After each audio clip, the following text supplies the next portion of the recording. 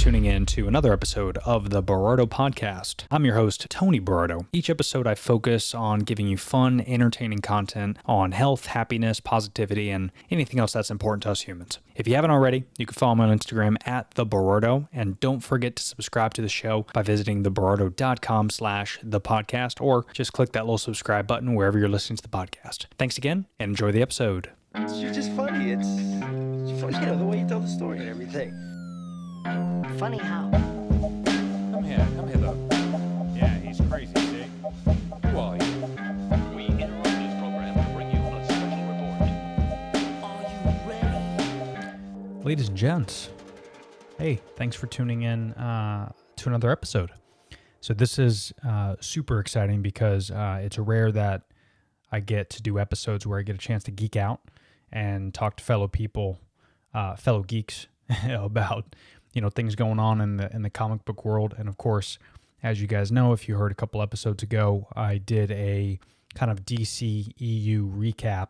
So if you follow DC Comics, a lot of movies out there, but there's been 3 films in particular that kind of create this universe and that Zack Snyder created. And then, of course, it leads up to Justice League, right? Well, in 2017, we kind of got a shit version. It wasn't his version. So there's been this movement that finally came to fruition this year, and it's available on HBO Max right now. It's Zach Snyder's Justice League. I've watched it actually a couple times, and I get a chance to sit down with someone who's just as excited about comic book stuff as I am.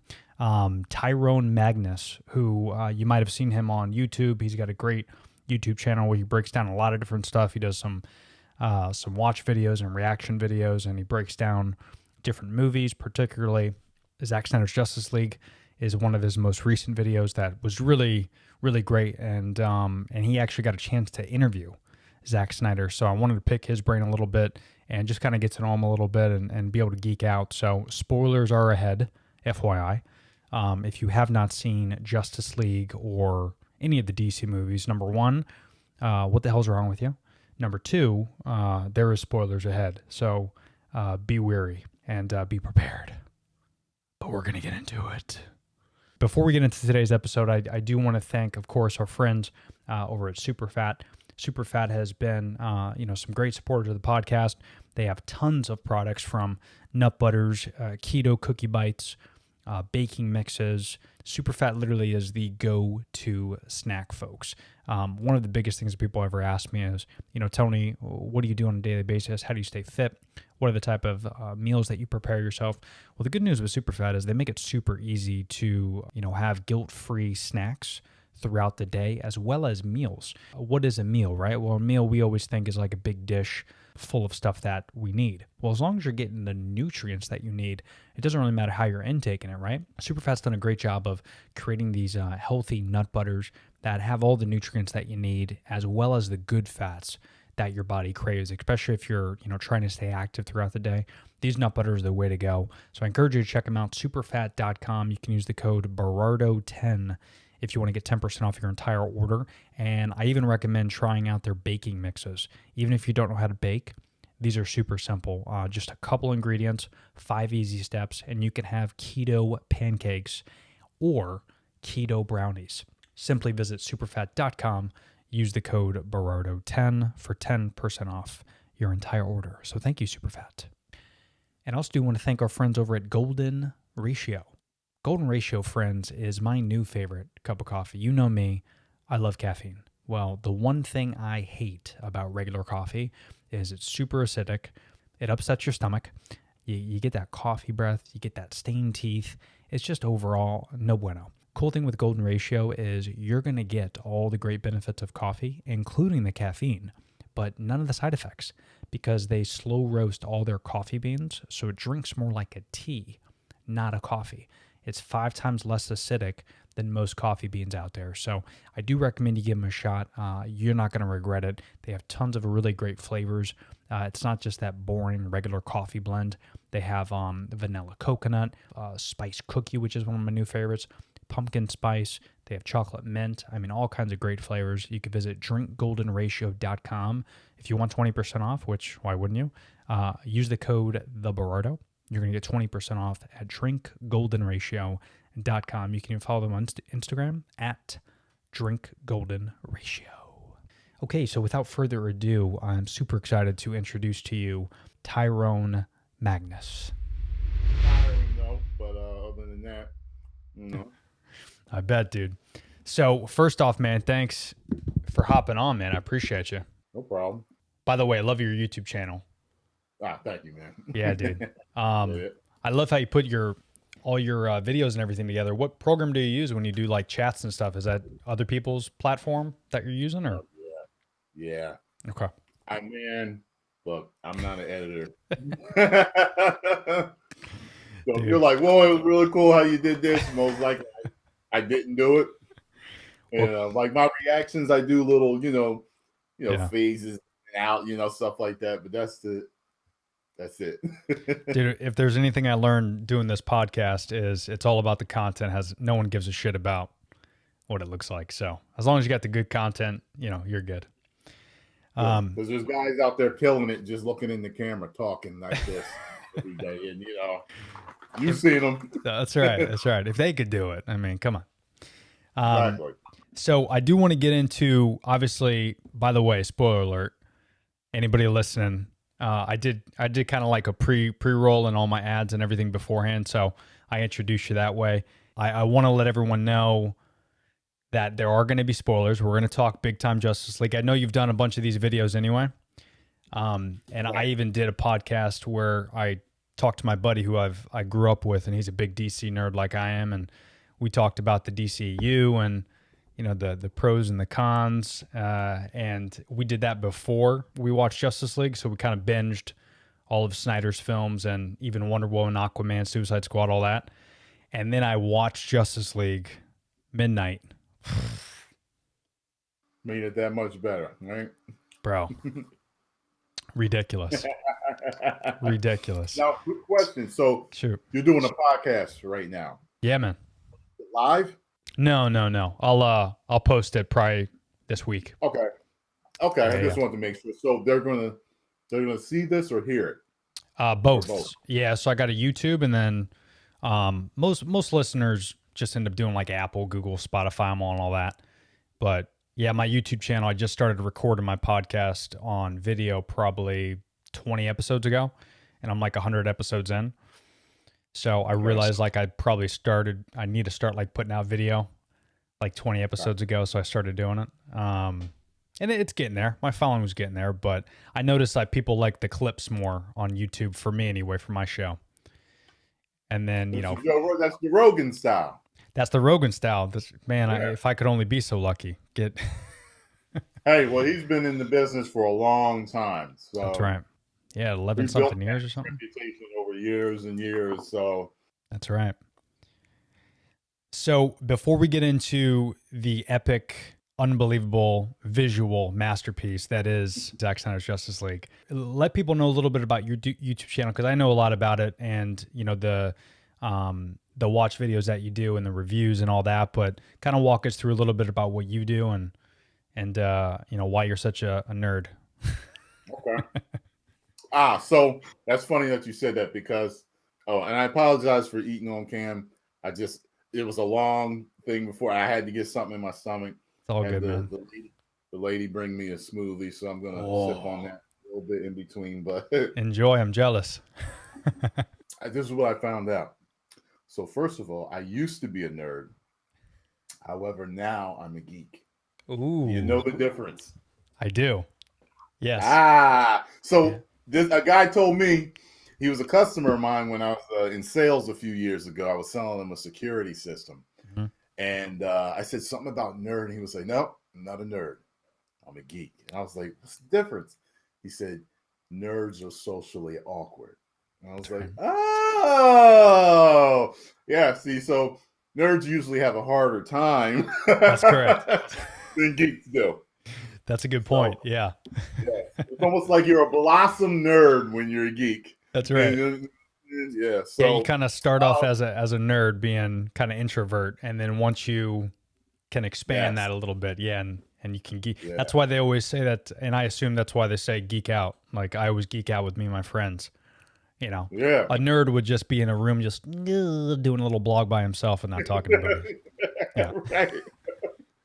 It's true because you see, like, you know, especially when we get older, you know, a lot of nerds start working out. They come into themselves as men. They figure out their look. And all of a Right. sudden, it's like girls are like, "Oh, he's hot," but wait, he's into all the corny stuff that we said was, you know, nerdy when we were kids. Yeah. Nah, see, we're not socially awkward anymore. We know how to talk to women. We know how to do this. We know how to make money. That's right. We're just into the, you know, the nerdy stuff. So what? Yeah, right on. There's girls like that too. They're gorgeous, Oh, of but course. they're in all the nerdy stuff. It's awesome. But as far as, oh, go ahead. Sorry. No, I was gonna say it's awesome when you could find. That's why I love the Comic Cons now versus like 15 years ago. It's a different breed now because all the, you know, like our age. I mean, I'm almost 36, so you know when I go to like a Comic Con now, it's all the cats and the folks that were my age, and they were nerds before, and they were going around just reading comic books and stuff. But now they're the ones that are mingling, got their own blogs, got their own YouTube, and you know.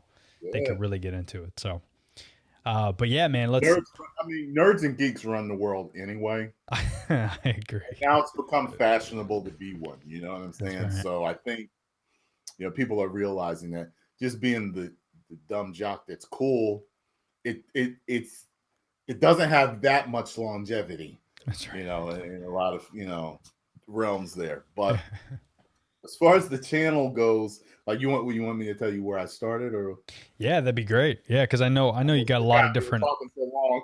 It's all good. Yeah. Well, you gotta. What I love about your channel is it's not. You know, you always see these kind of broad YouTube channels. You know, and that's kind of how I treat my podcast. Is mine's very very broad in the sense of like I'll talk about health, wellness. I used to be a trainer. You know, that's how I know Chris. We used to both be trainers back in Orlando. So. You know, I talk a lot about that on my channel, but I also talk about geek shit. I talk about saving money. I talk about home ownership. Like, you know, so I'm very broad when it comes to that. But that's what I love about your channels. It's not like you're going to go find one thing. You're going to find multiple things. So some caters to everybody, which I love. Wow. Okay. Yeah. Here's the thing. In the last interview, I told this. So if you don't know, what happened was there was a point in my life, and I don't know if you had this. We're doing podcast stuff now. We're like getting into shit. We're talking. So when I was younger, like when I was a younger guy, like in my 20s, I didn't really want much out of life. You know, I was just, you know, I was working out. I looked the best I physically ever did, but you know, and I was getting chicks, and I was kind of content with having a 9-to-5 that paid the bills, and I didn't want much out of life. I even was the guy that bummed rides for years. I didn't get my license till I was 22. You know what I'm saying? Like, yeah. So, but then there was a point a little bit after my mom passed away where, you know, I hit my early to mid 30s, and there was this point where I was just like, kind of like, what are you doing with your life? Like, don't you want more? Like, there's people out there that follow their dreams, and you're just like, you're just making end meet, you know. And what it was a realization that after my mom passed away, you really realize how much your parents protect you when you get out of the house, or if they do pass away. Yeah. And she sheltered us so much. I didn't realize how weak I was in the real world functioning as a man, you know? So true. So I set off on a quest to, you know, become financially free. And that started with all the inspirational books, all the business books, you know, Rich Dad, Poor Dad, and, you know, all those other, you know, type of things. Yeah. And I got to a certain point where I was like, you know what? You always wanted to model when you were younger. And you know, like I tried it out for a little bit, but I never fully jumped in it. Like I did a couple of competitions, and I said, you know, why don't you try it again? You're in great shape. Let's do this. I mean, it's now or never. So I spoke with an agent, and the agent told me, look, you're going to need to know how to act too, because that's how we'll both make more money. I was like, okay. She was like, because if I send you for a commercial and they just want a model, Sometimes they want the model to say a few lines. If you say something, that ups your pay as well as mine. And she smiled at me. I was like, okay, I get it. I get you. So I took like 6 acting classes, one every Saturday, and then I had to do a monologue for her. I did the monologue, and she loved it. And she told me at that point, she said, you know you want to model, but I think you are good enough to represent us at IMTA. And that was an International Model and Talent Association. Ashton Kutcher competed there. Jessica Biel, Eva Longoria, they all competed there. And she was like, I think you're good enough to win. I'm like, okay, six acting classes. You think I'm good enough to win? And I'm like, so I thought it over. I talked to my girl at the time, and she was like, I think you can do it. I'm behind you for this. And I was like, all right. So I go to this week-long competition / like convention seminar. They're teaching us. They're we're meeting different people. And I actually did win. I won Actor of the Year. Oh, shit. Yeah. And this is what, up in New York still? Yeah. Okay. It was up in New York. They have it in different cities. Wow. But it was in New York. I was just like, wow, so I must have it to be an actor then. So at the time, I had already started YouTube. I had started doing wrestling talk, doing impressions of The Rock, stuff like that. Nice. And people were kind of catching on to the channel. And at that time, I said, you know what? If I'm going to pursue acting full time, I need to have the time to pursue it full time. So I was like, I heard of people building an audience through their YouTube channel and that paying them and them having all the time in the world to do it. And that's where we are today. You know what I mean? Wow. Started out as a wrestling talk channel, and then guys started writing me emails, asking me questions. Like, that's what Magnus Answers developed from. Asking me all type of dating questions and everything else young men go through. So I was answering questions. Then they were like, hey, check out this video. Watch it. I want to see what you think of it. So that's where the reactions started. And then the Man of Steel reactions that I was doing that was getting me so many views. And then the Force Awakens teaser trailer that blew me up. And all of a sudden I was on the news, and I was on the news in different countries. And that's where the snowball really started rolling. That's wicked, man. Yeah, ever since it's everything with my channel. My channel has brought me everything. Everyone that I know today, Michael Mateo Rossi, the guy who shot the Handler that Chris is in, or me and him getting that big fight. Sick, yeah. He was a fan, watching, and he said, look, man, I think you got the X factor, and I'd like to work with you. We got along right away, man. Yeah, dude, I can't wait for the Handler. That's going to be fun. I'm sure you guys had a good time shooting that, Chris said. That was the most fun I think I've had shooting anything. Oh, that's awesome. Yeah. Me and him had a lot of fun. And I met Chris when we shot the trailer for Vengeance. Oh, okay. Yeah. If anybody asking, we're still working on that. It's a series when we get up off the cutting room floor, but it is what it is. That's how Hollywood is. Sometimes people are working on things for 10 plus years before you ever see it. Oh, yeah. We shot that, and he was one of the guys, one of the cops coming in with guns to get me. And, we got along right away, chatting it up. And, and I just started to, see him and hear from him here and there. We're friends on Facebook. And I worked with him on this. And I was like, hell yeah, I want to come out and do this. And it was an exhausting day, but we had a lot of fun, man. I bet, man. I'm looking forward to that. I keep busting his chops because I had him on the show a few weeks back. And he was actually one of my first guests because I've known him for almost over 10 years, I think. And I was busting his balls. I'm like, dude, when is the Handler going to come out? Come on. I saw that teaser. I'm like, I want to see this thing. So I know you guys are working on it, right? Yeah. Rossi's I'm excited for that, man. I really want to see what they did because we were doing some crazy stuff, man. I'm like, I want to see how it looks, man. That's right. So you gotta, I'm sure being in your industry, that's probably where your passion for movies come from, right? I mean, because you appreciate a little bit more now, I would imagine, prior to you as a kid watching movies.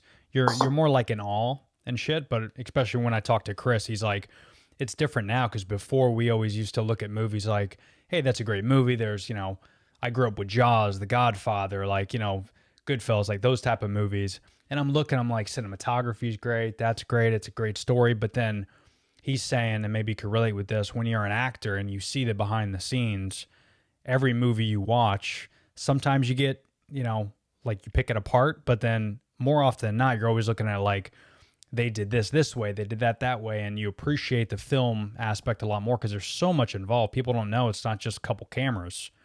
I mean, you could spend a full day on one scene, right? Sometimes.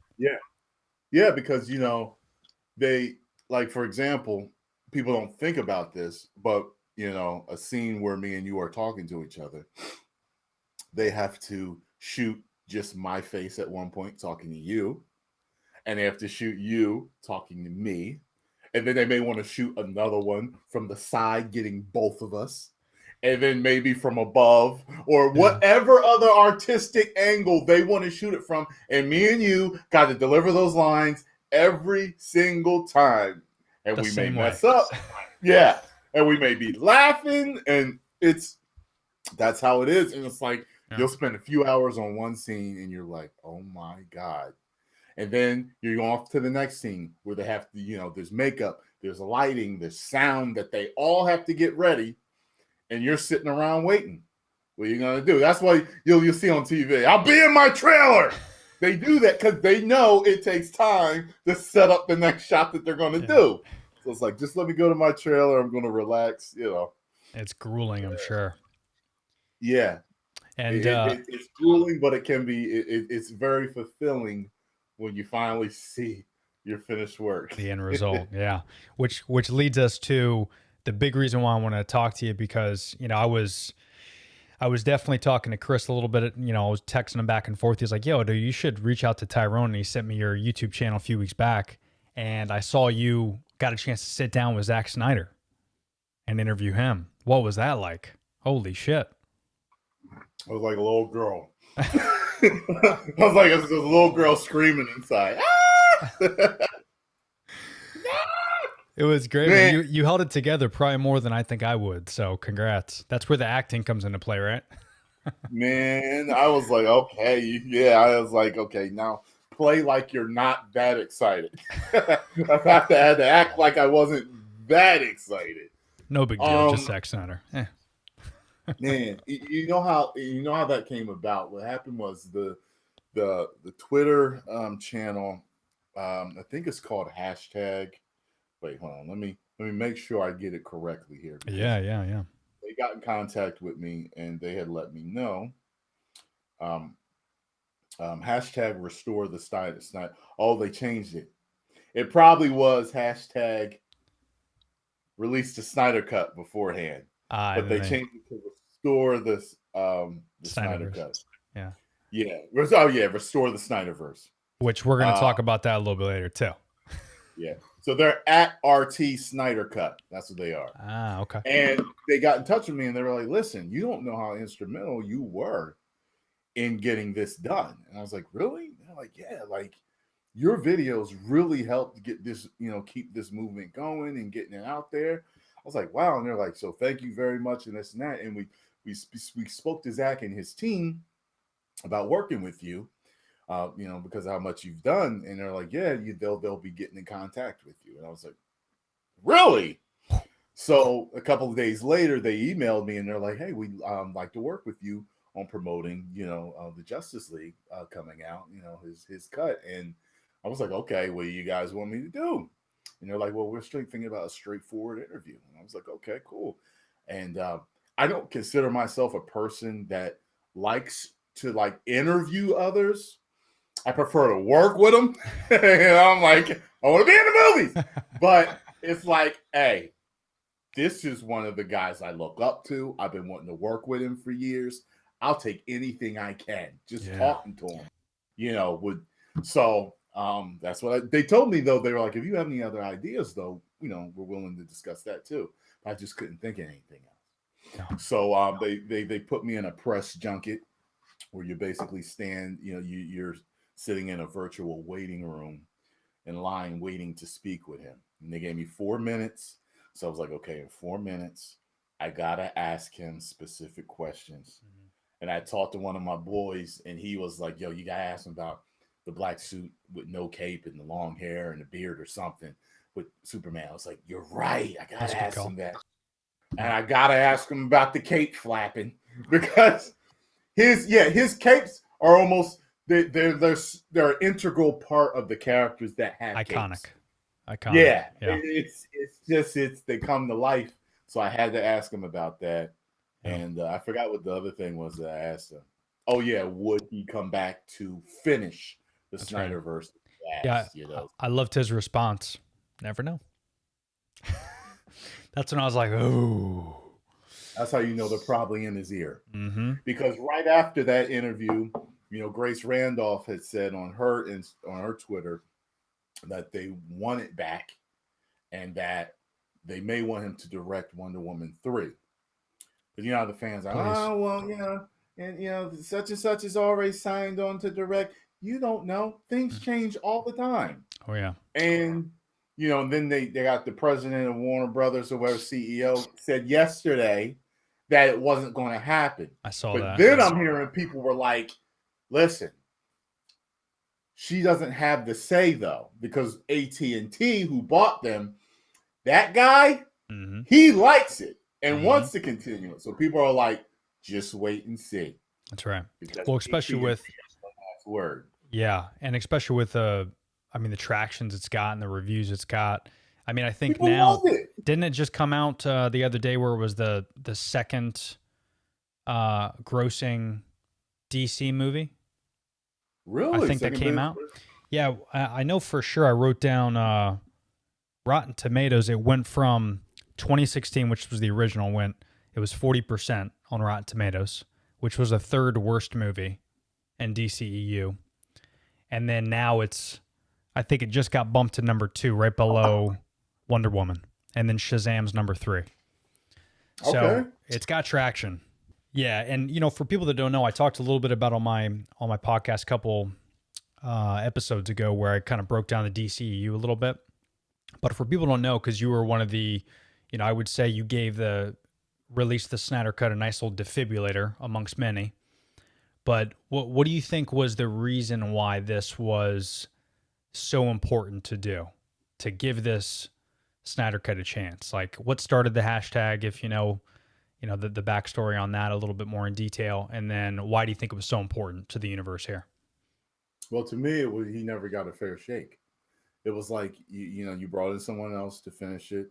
I don't know who was in charge of whatever and cutting this and doing that, but he never got a fair shake. And then when the movie comes out, you bash the man like it was his cut, like it was his vision that he put out. Right. It wasn't.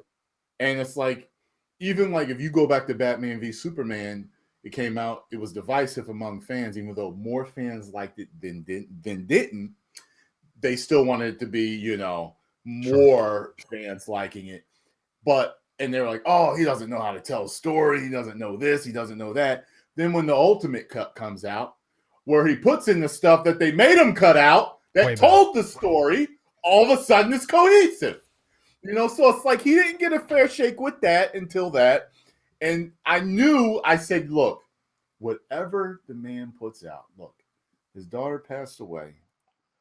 The mental stress he's got to be going through just because of that. And then you got people hating on him, saying his work is garbage. Give this man his justice. Like, seriously, no pun intended. Let him show his true vision. And I think if anyone at Warner Brothers had a heart, they're like, look, at least let him give his true vision so we could put this to rest. The fans were going nuts over it, Yeah. So, and now that they have, now he's proven like a couple of things. First of all, he's proven 3 things. Let the directors give their true vision. Stop cutting these movies up. Movies have been killing it for years that are 3 hours plus. Talk to James Cameron, Titanic, Avatar, and movies way before that. And look at Endgame, all these 3-hour plus movies, killing it. He's proved that big out like long hour movies, 3-hour plus movies work. And he's proved that you can make a team up movie without a single individual movies leading up to it, as long as you give enough time to character build. That's it. That's it can't be a 2-hour movie, dude. And that's the one thing I love the most. Well, first of all, great points there, good nuggets in there. And Snyder himself, I think, is one of the best storytellers. So fuck whoever doesn't think he's a great storyteller. I mean, you go all the way back to all of his films, especially like 300, which people don't give him enough credit for that. Everyone loves 300, but they forget sometimes that that's Zack Snyder. And just the way he tells that story, man, that's a very, very important story and a good myth. There's a lot of mythology in there. And for him to kind of put that to the live screen, that was like the first, I think, big like movie he did where you look at just the filmmaking, the storytelling, and the script itself, and just everything in that movie was just fucking awesome. Yeah. Including the cape flapping, by the way. That's where. Oh, yeah. Leonidas had the cape flapping. That's right. That movie there took me from liking his work to loving his work. That's right. He single-handedly, and I mentioned this on a live stream I did with him with the fundraiser, he single-handedly set in motion the Spartan workouts, the Spartan runs, the Spartan diets, all this stuff piggybacking off the success of that damn film. And so much Spartan shit came out after that. That's right. And the poor guy probably isn't getting any royalties except Halloween costumes. Like, he's not getting any of that credit. He should, though. I'm like, wow, that's like amazing to think that, like, how many people probably got in shape just because they wanted to look like a tough Spartan. Right. Absolutely. Hell yeah. I'm like, wow, man. Yeah, and just the way, and that's kind of like why I really loved like his universe, because I grew up, picking DC over Marvel. I'm a DC nut. I don't know about you, but you seem like you're more like, I was gonna say, like people like to call me DC because like a tease DC fanboy because I love Superman so much. He's my favorite. But he's the man, of course. I love characters from both universes. I always say Superman, Batman, Spider-Man. Like, it's always been like that for me. And now even more with the Marvel movies. Mm-hmm. I never was a fan of Thor. I love Thor. I never was a fan of Black Panther. I'm a fan of Black Panther, and so on and so forth. So definitely seeing him to life it's a different level. Yeah. It's a different level of geek for sure. When you watch those. But see, I've always been a DC nut, and the one thing that I loved about like Tim Burton's films, way back in the day that I grew up on, was that it was dark. It was like the comics. And, you kind of lose that with, even though Christopher Reeve's Superman was great, but it was kind of campy. It was like the old school, West Batman. It was like that kind of cheesy, campy 70s style, but that's all they had. But I know what you're saying. Even though I love those movies and I'll watch all 4 of them, they're all great. But then when you see like Tim Burton put it to life, you're like, it's dark. Like, that's Batman. That's what it's supposed to be. And when Zack Snyder came on with Man of Steel, dude, that to me is still by far probably one of the best superhero movies of all time. Ever. And I thought about this when I watched it. I said, this dude, and next time I talk to him, I'm going to ask him, this guy needs to do a Dragon Ball Z. Ooh. That's a great idea. You just need to email his team, be like, yo, I remember what I want to work with you on. He would kill it, man. Hell yeah. Because anything that's epic, action, superhero-y, he would kill. That's what I think. Yeah, I was even looking at that. The new Mortal Kombat looks incredible. But that, to me, would call out Zack Snyder. Like, he could put together a great Mortal Kombat film because it's that edgy, 300 style. And I think he fits well into the DC, universe there. And Batman vs. Superman, I'm with you. I loved it. I thought it was great. The Ultimate Cut obviously was much better. And, but that was probably a lot to do. I would have asked him, there must have been some type of pressure behind the scenes. You hear these rumors, but he's never came out and said it. But there had to have been something to where they're like, all right, bro, so Avengers is like 10 movies deep. We need to put the Justice League in like the next 3 years. So I need you to put out this movie after Man of Steel, and you need to just shove everything together. And he's probably like, I don't know, you got to build. And then that's where we kind of came to John. If it was up to Zach, I feel like we would have got Man of Steel 2. And then it would have like kind of led into Batman vs. Superman. And then maybe it would have went to Justice League. But I think there was an interview or something where Kevin Smith, is it? Oh, yeah, Kevin Smith, right? yeah. Kevin Smith was talking about how this is real. I think it was him. Or he was talking about how that Batman v Superman is really Man of Steel 2. That's what it is. And I heard someone else talking about, they were talking about like the original plans and how behind the scenes the movies are numbered and stuff. They were talking about some specific stuff that only like people that make movies or really know about the industry. And they're like, it literally is Man of Steel 2. But yeah, I know what you're saying. He would have did it an official Man of Steel 2. Yeah. And yeah, man, like he even said, like, you guys want me to do a team up movie in 2 hours? Like, that's right. And and don't get me wrong. I mean, the 2017 version, we're not even going to talk about it because that to me doesn't even exist anymore. But the version that's out on HBO Max, that to me, he did such a great job to where you don't, and this is where you got to appreciate filmmaking, I feel like, where you watch that movie and he does something that we're not used to. When you watch any DC movie, you're thinking to yourself, well, how come they're not starting with what Iron Man did? And how come they're not building it up slowly for 10 years? Because it's not Marvel. That's why. Yeah, and the whole thing is, this is what I don't understand. Warner Brothers is a separate movie company, okay, movie studio. Why are you trying to catch Marvel instead of just compete?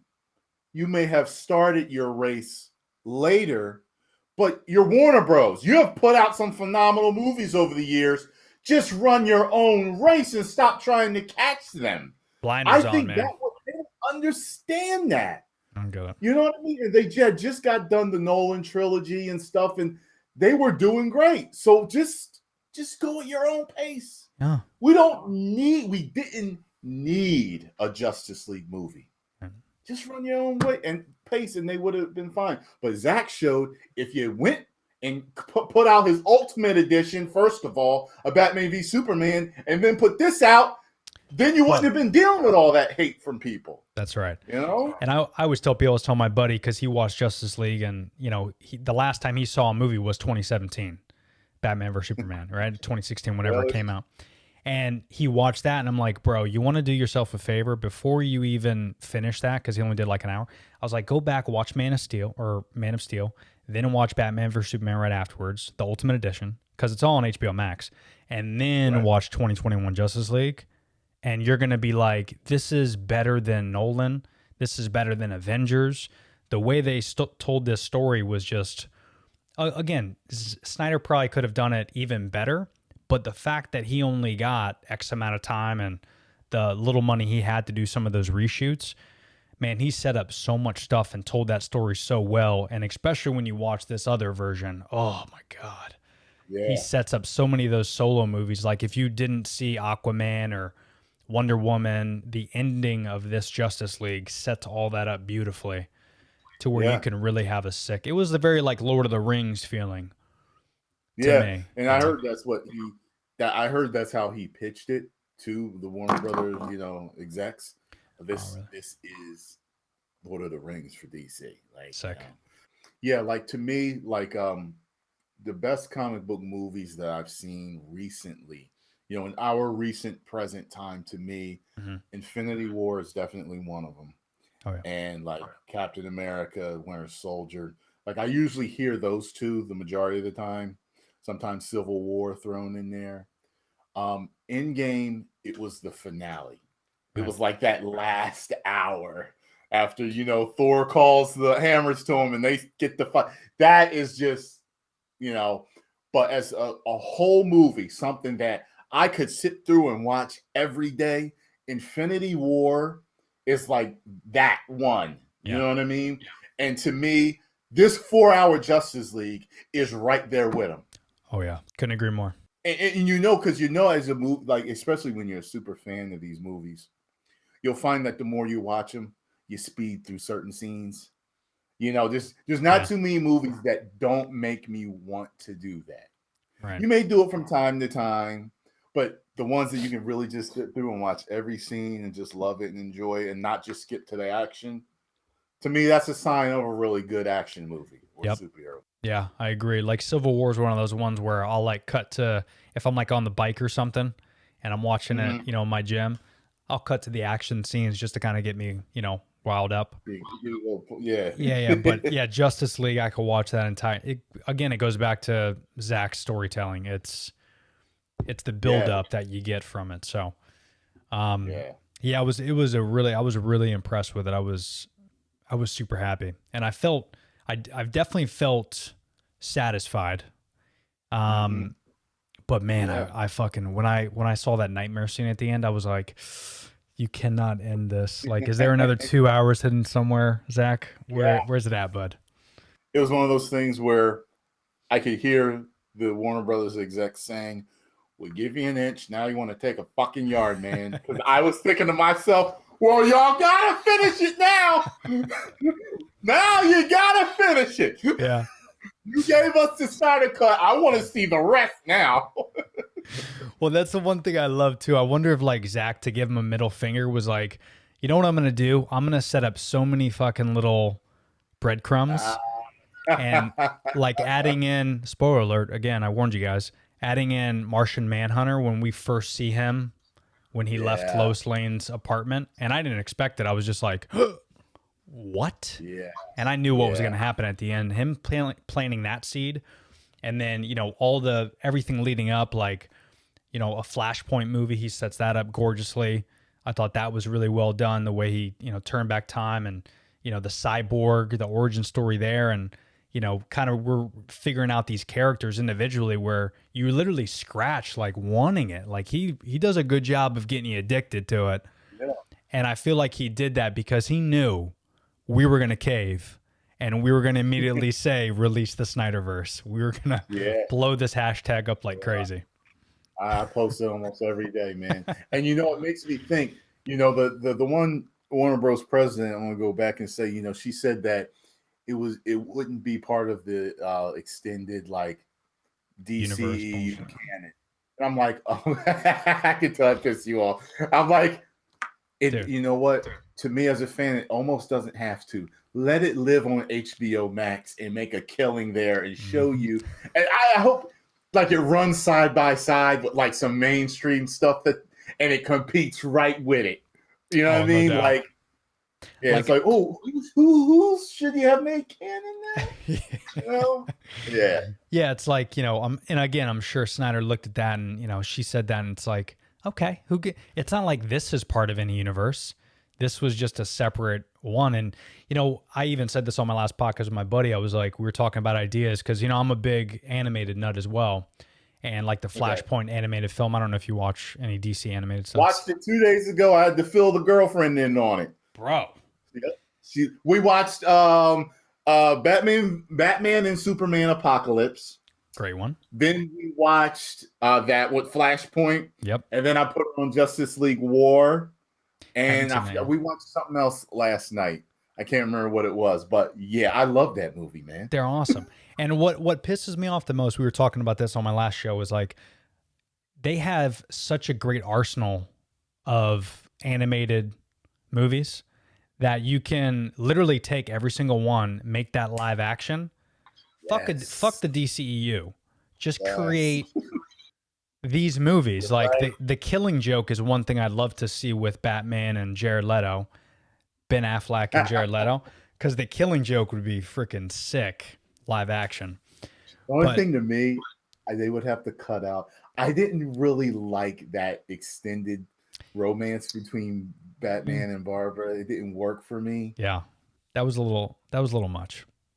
A little weird because I grew up on the comic book. I remember reading the comic book several That's times. right. Yeah, it's almost like they tried to get a little bit too like they were like, this is R-rated, so let's go really R-rated. Like they stretched a little too much for that.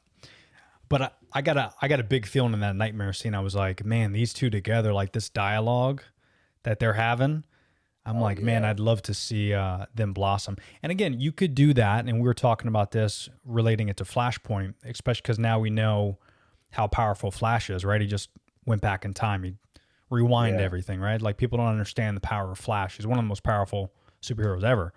It'd be great where we can create this SnyderVerse. And by the way, Warner Brothers, I'm talking to you. I'm going to email this shit to you guys. But you can create this SnyderVerse. You could do 3, 4, 5 movies.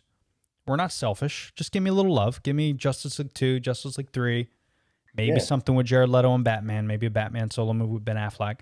And then you can, in that universe with Flashpoint, and you could restart everything like that.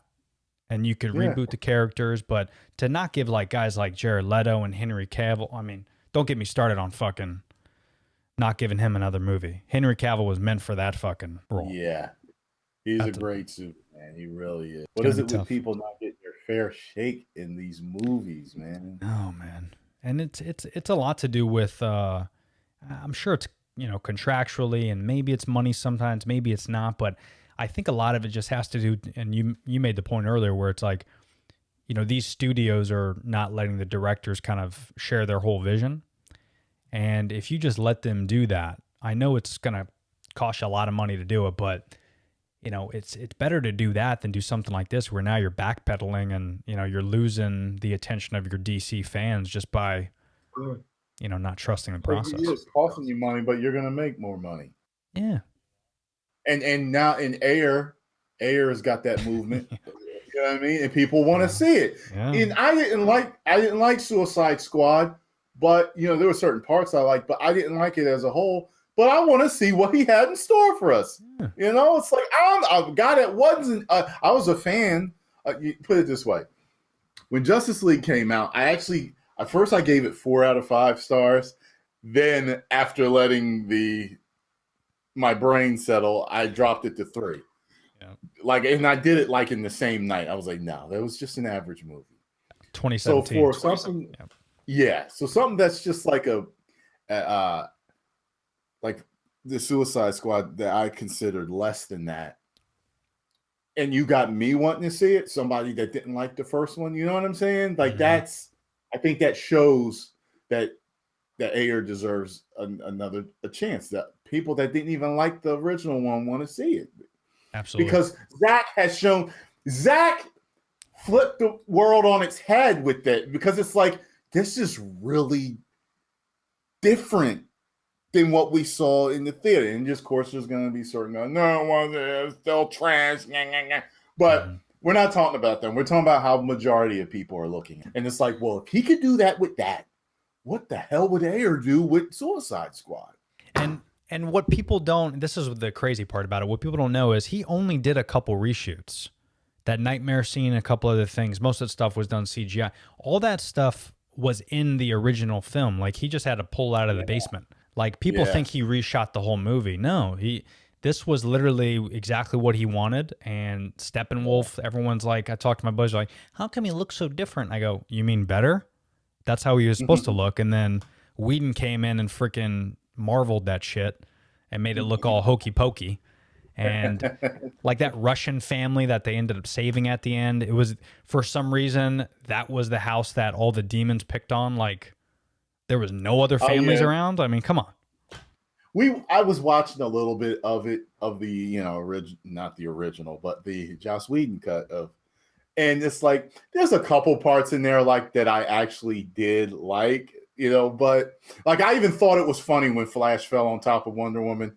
Then he got up. Like, you remember that? Oh yeah, that was great. Fell on top of her. Like, it was funny, but it's just as a whole.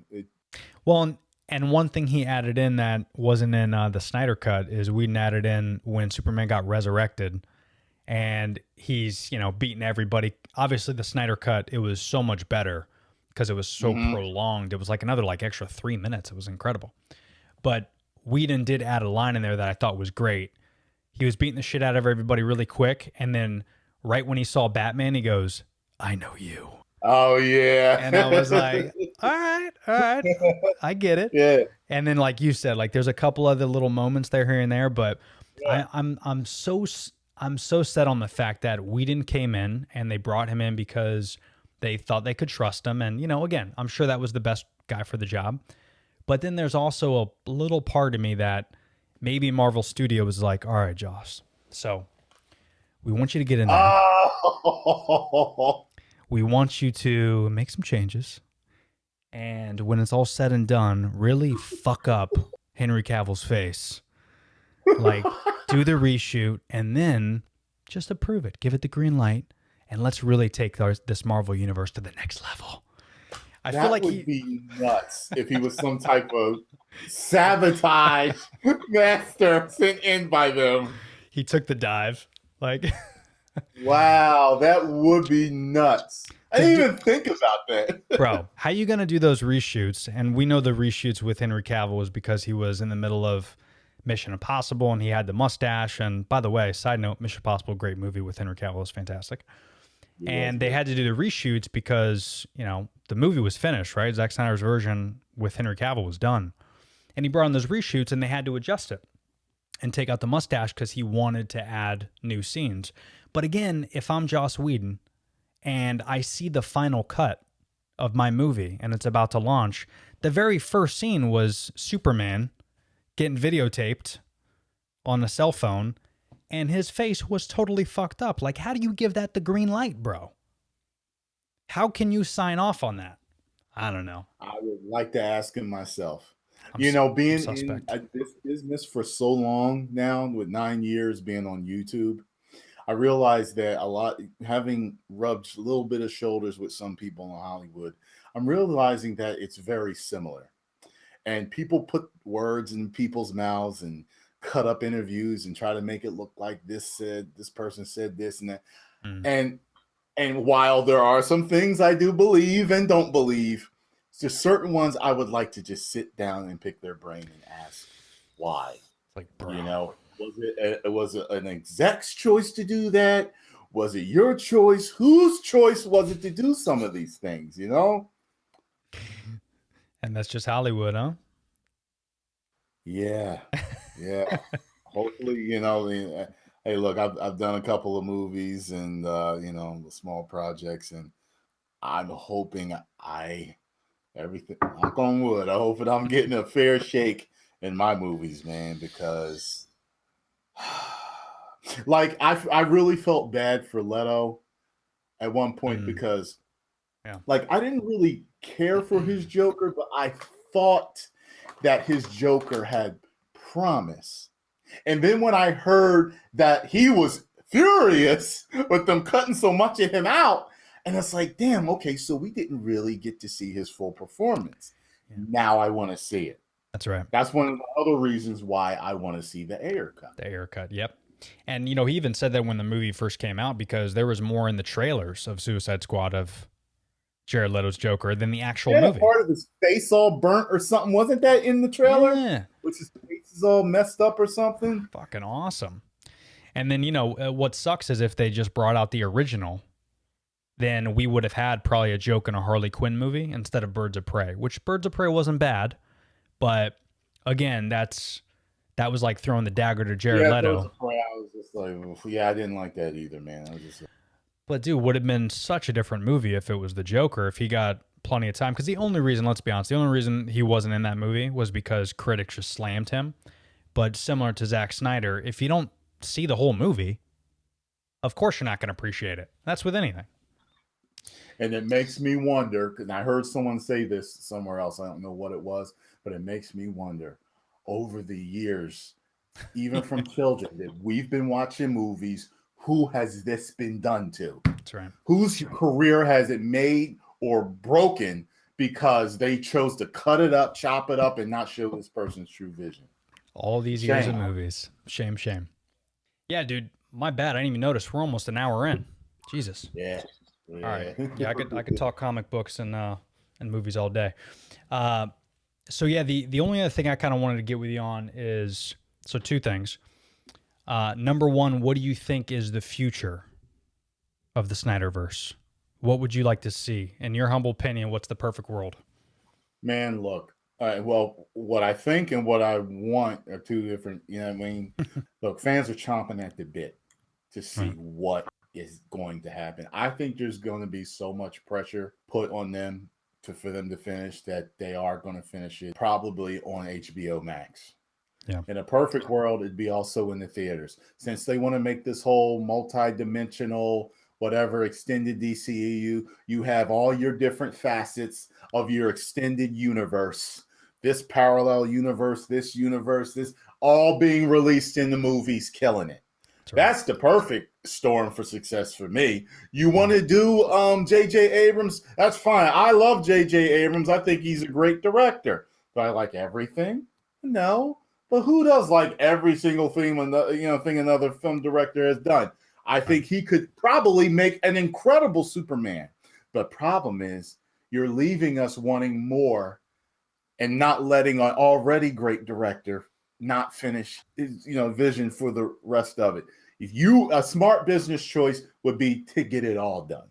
Go ahead, fine, reboot it. But make sure you're finishing this guy's other stories too, because his fan base is speaking by voice, by hashtags, and with money that this works. You know what I mean? So, and especially with everything going digital, it's like, you could literally release this on HBO Max and you could do this whole separate universe, and people are gonna now you're getting lifetime customers because they're signing up to your streaming service to get immersed in these different universes, and you got Joaquin Phoenix and his Joker. I could talk about that all day. That was great, but it's okay to have that one-off. I mean, people weren't bitching about that. Right? That's not Heath Ledger. That's not Jared Leto. That's a totally different story. It's a different dude. It doesn't even have fucking Batman in it. And people were so weird about it. But then when it came out, they're like, this is the greatest movie of all time. So it's like, it's possible to do these. Good. Now, are you an actor? I'm not. Okay. And it's one of those things that when you're an actor, just like anything, anytime you're in this position, you do this job, you start to see it for maybe more than what it is.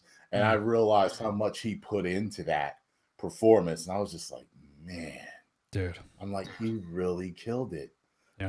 And I'm not I'm going to disagree with you on this, clash with you, because I'm not really into dark movies. However, if darkness is done correct, it's cool to me. Like, I don't like dark for the sake of dark. Sure. Oh, I just wanted moody and emo kid, and I just wanted to be dark and everybody wearing black. I just wanted to be the Crow in every movie just because I like dark. No, I'm not like that. If you do it right, like The Crow, for example, with Brandon Lee, you do it right, it makes something that dark and gritty that you normally, most people wouldn't be attracted to, where it's nighttime and all the time, and you got married on Halloween. Like, who the fuck gets married on Halloween? And you don't want to live that life, but theatrically, that's really fucking cool the way they did that movie. Yeah. Oh, so that's great. How I feel with it. Yeah, no, that's a great way to put it. And I think DC's the only ones that can get away with it.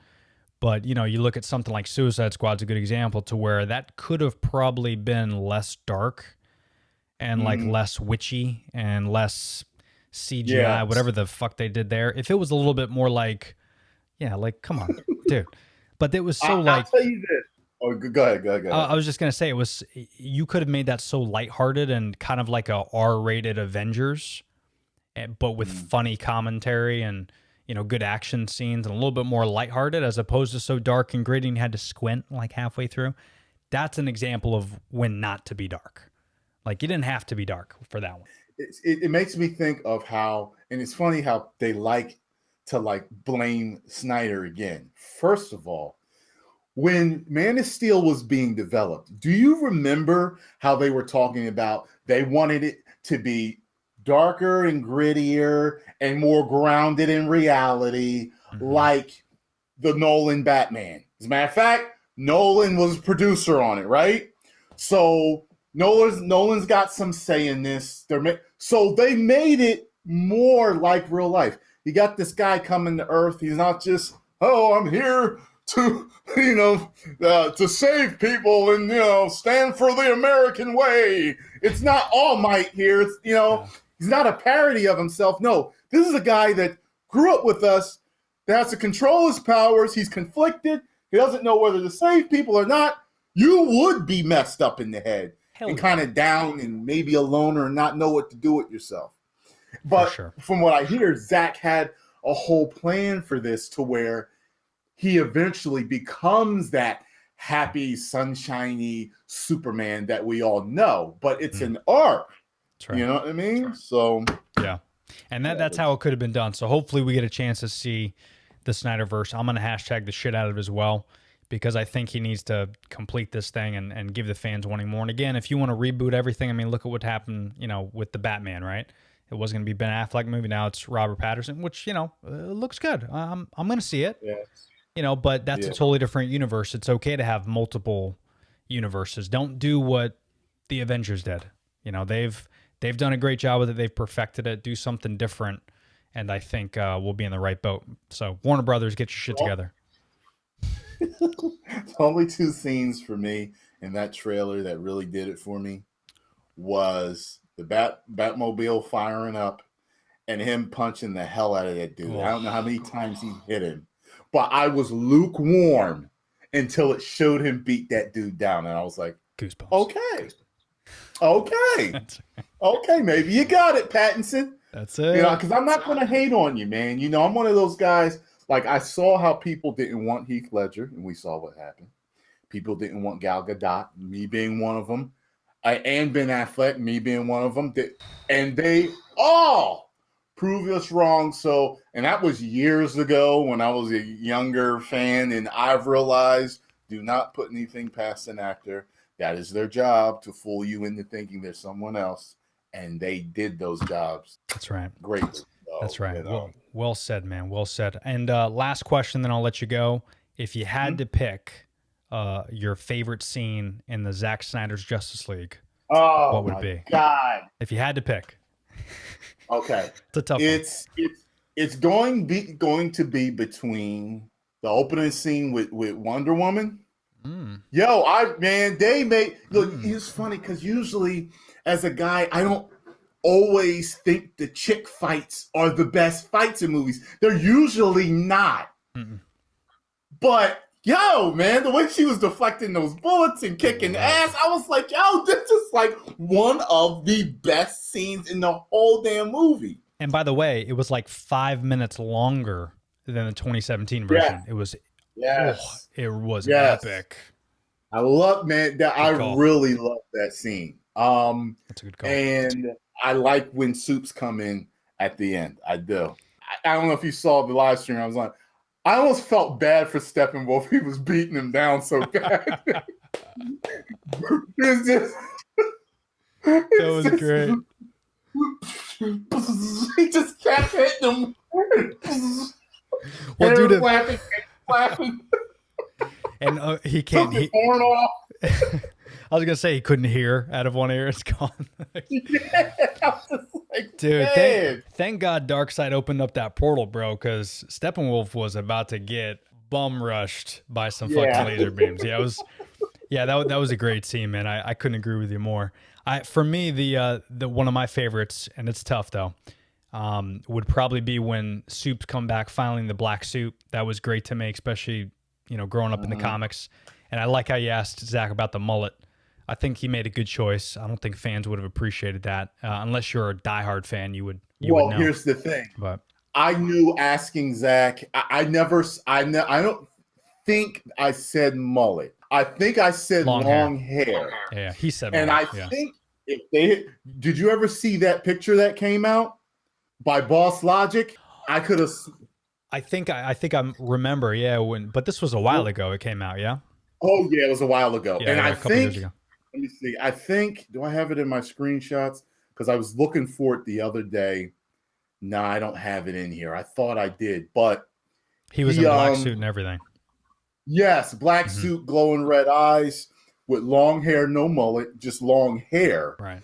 and the beard with the gray in it and everything. He looks sinister, man. Yeah. Just update it. He doesn't have to have a mullet. A mullet was for back then. You know what I mean? Mullets were hit back then in the 80s. But yeah, man, like every cool guy that had muscles had a mullet back then. That's right. And are you in the bodybuilding? I am, yeah, a little bit. Try to be. Like the Dorian Yates mullet, the nuclear man from Superman 4 mullet. Loved it. The cool mullet. Not the trailer park mullet with not Joe Dirt. Yeah. right. Not that. You know, so no, that to me was like such I geeked out so bad inside when he was walking through the ship and he didn't pick any of the suits, and then like I knew I was like, okay, black suit, I know what time it is. And then he pulled it out, and then I loved how they had Kevin Costner and Russell Crowe, both fathers, back and forth talking to him simultaneously, and there was this conflict where it kind of all came together. What he was feeling in Batman vs Superman, it finally came together where it's like this is what he was meant for. He's meant to save. Like it really kind of all came to that moment, and I got chills the second he pulled out of that ship. I was like, well done, Zachy boy. Well done. But there's so many great moments. It's hard to pick. I was going to say there's just one. Like I love the opening. I'm like, holy shit, his death. Yo. Fucking like it went around the whole planet. Bro. Like, if that ain't, I'd say his death was badass. Like, what? And I loved how he did it in the credits, too. Like, he didn't sacrifice any opening shots. Like, that was like, so you're watching the credits as you're seeing this kind of happen. So the story's getting built already, and you're not even into, like, the end. So, man, just overall, great movie. I can't wait. Hopefully, we'll keep this going. But, I've taken a lot of your time, man. I can't thank you enough. Hopefully we could do this again. It was good getting to know you a little bit. And keep up the great content. For people that don't know, I'm gonna throw up your social media on the screen here. But for people just listening, where can they find you? YouTube, Instagram, all that jazz. Tyrone Magnus on YouTube. Tyrone Magnus, one word, on Instagram.